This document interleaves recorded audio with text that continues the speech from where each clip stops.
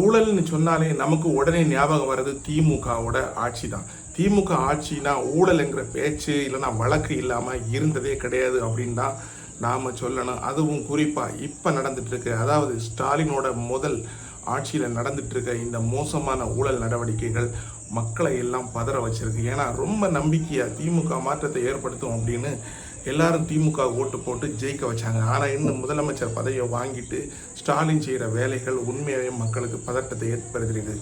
அது மட்டும் இல்லை, இந்த ஊழல் மட்டும் இல்லை, ஊழலை பற்றி நாம் ரெண்டாவது பேசலாம். நீட் அதாவது ஸ்டூடெண்ட்ஸ் இந்த நீட்டு தேர்வுனால நிறைய பேர் சூசைட் பண்ணியிருக்காங்க. இப்படி ஒரு விஷயத்தை அரசியல் ஆதாயத்துக்காக நாங்கள் நீட்டு விலக்கு வாங்கி தருவோம்னு பேசி அதையும் ஸ்டூடெண்ட்ஸ் எல்லாம் ஏமாற்றி இப்படிப்பட்ட ஒரு மோசமான ஆட்சி நடத்திட்டு இருக்கிறது தான் மு.க. ஸ்டாலின்.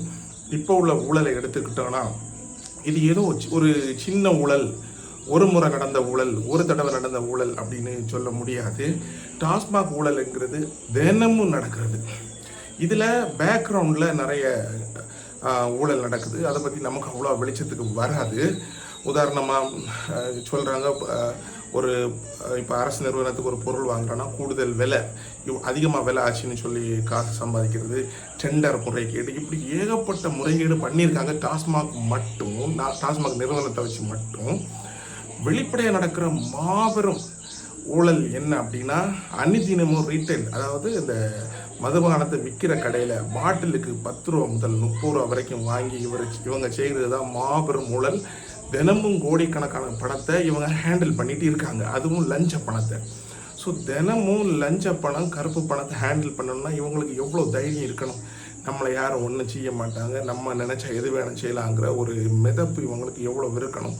அது மட்டும் இல்லாமல் இந்த திமுக உள்ள அமைச்சர்கள், ஸ்டாலினாக இருக்கட்டும், செந்தில் பாலாஜி, அப்புறம் அமைச்சர் சேகர் பாபு, அதுக்கப்புறமா நம்ம கிருக்க உதயநிதி, இவங்க எல்லாம் மீடியாவில் ஏதாவது கேள்வி கேட்கும்போது, அதாவது பத்திரிக்கையில் கேள்வி கேட்கும்போது எவ்வளோ திமிராக பதில் சொல்லுவாங்க.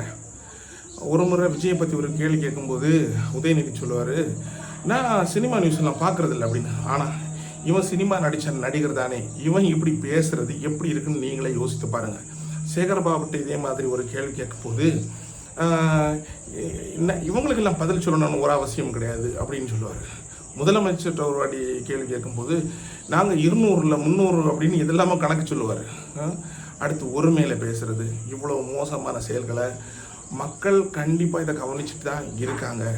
இந்த திமுகவோட அழிவு சரிய ஆரம்பிச்சிருச்சு. உதாரணமாக 2026 திமுக ஜெயிக்குமா ஜெயிக்காது அப்படின்னு தான் எல்லாருமே பேசிகிட்டு இருக்காங்க.